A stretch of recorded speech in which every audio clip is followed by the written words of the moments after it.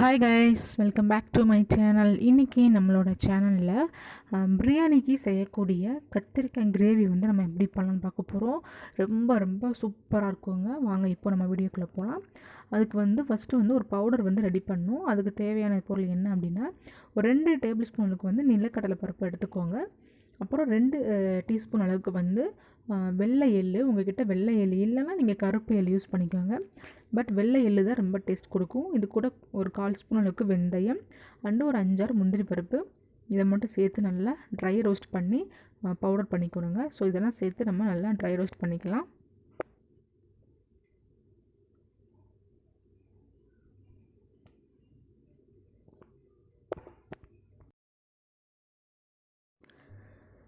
இந்த மாதிரி நல்லா கலர் சேஞ்ச் ஆனதுக்கப்புறம் ஸ்டவ்வை வந்து ஆஃப் பண்ணிவிட்டு கொஞ்சம் ஆறுனதுக்கப்புறம் பவுடர் பண்ணிக்குவோங்க. இப்போது ஒரு கடாயில் ஒரு 4 டேபிள் ஸ்பூன் அளவுக்கு வந்து எண்ணெய் விட்டுக்கோங்க. இதில் பார்த்திங்கன்னா கத்திரிக்காய் வந்து நல்லா நீல வாக்கில் கட் பண்ணி இதை வந்து சேர்த்துக்க போகிறோம். சிங்கிள் பீஸாக கட் பண்ணிடாதீங்க. நல்லா மூட்டு கத்திரிக்காய் பண்ணுவோம் இல்லையா, அந்த மாதிரி கட் பண்ணி எண்ணெயில் வந்து நல்லா வதக்கி எடுக்கணும்.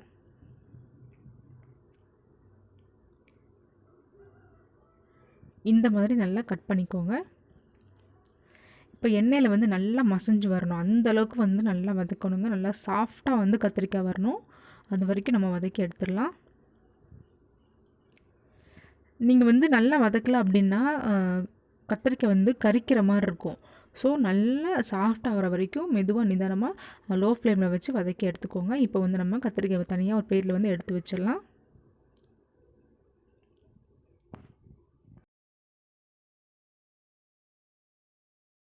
இப்போ மீதமுள்ள எண்ணெயில் வந்துட்டு கொஞ்சம் கடுகு வந்து கொஞ்சம் நல்லா பொரிஞ்சதுக்கப்புறமா ஜீரகம், கொஞ்சம் மிளகு இதெல்லாம் சேர்த்து நல்லா பொரிஞ்சதுக்கப்புறமா ஒரு பெரிய சைஸ் வெங்காயத்தை வந்து சின்ன சின்னதாக கட் பண்ணி வச்சுருக்கேன், அது அண்டு கருவேப்பிலையும் சேர்த்துக்க போகிறோம். இப்போ நல்லா பொரிஞ்சிருச்சு. இப்போ நான் வந்து வெங்காயம் சேர்த்துக்கலாம்.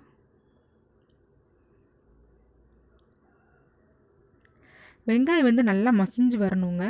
ஏன்னா இது வந்து நல்லா கிரேவியாக பண்ணுறதுனால வெங்காயம் வந்து முழுசாக வரக்கூடாது. தக்காளி வெங்காயம் நல்லா சேர்ந்து நல்ல ஒரு கிரேவி பதத்துக்கு வரணும். அதனால் வந்து நல்லா வந்து வேக வச்சுருங்க.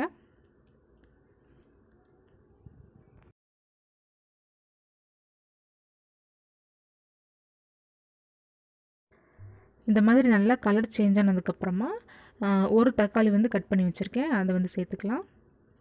இது கூடவே பார்த்திங்கன்னா காரத்துக்கு ஏற்ப வந்து மிளகுத்தூள் அண்டு 1 ஸ்பூன் அளவுக்கு வந்து மல்லி பவுடர். உங்களுக்கு நல்லா ஸ்பைஸியாக வேணும்னா நீங்கள் அதிகமாக கூட மிளகாத்தூள் வந்து சேர்த்துக்கோங்க. இப்போ இது எல்லாத்தையும் சேர்ந்து நல்லா கலந்து விட்டுறலாம். இது கூடவே ஒரு 1/4 ஸ்பூன் அளவுக்கு வந்து மஞ்சள் தூள் சேர்த்துக்கலாம்.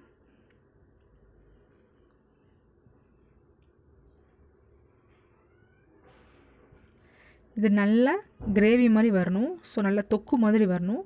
நல்லா பாருங்கள், நல்லா மசிஞ்சு வந்துருக்கு பார்த்தீங்களா. வெங்காயம் தக்காளி இருக்கிறதே தெரியக்கூடாது, அந்த மாதிரி நல்லா வேக வச்சு எடுத்துக்கோங்க.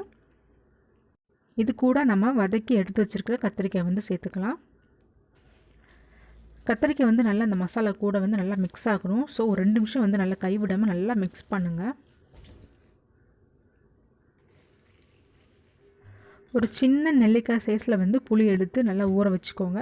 இப்போ அந்த புளி தண்ணியை வந்து இதில் சேர்த்துடலாம்.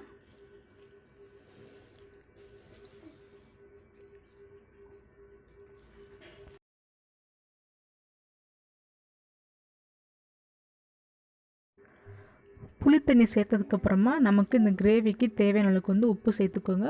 உப்பு சேர்த்துட்டு நல்லா ஒரு மீடியம் ஃப்ளேமில் வச்சு நல்லா கொதிக்க விடுங்க. அந்த புளியோட பச்சை வாசனைலாம் போகணும்.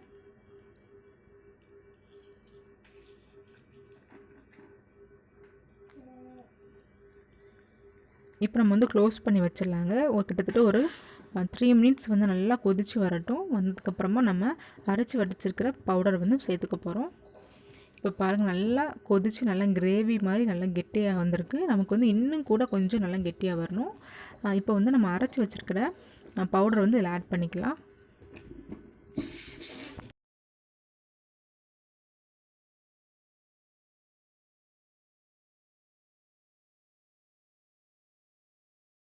மிக்ஸ் பண்ணதுக்கப்புறமா ஒரு 2 நிமிஷம் வந்து நல்லா குக் பண்ண விடுங்க. நல்லா கெட்டியாக வரணும்.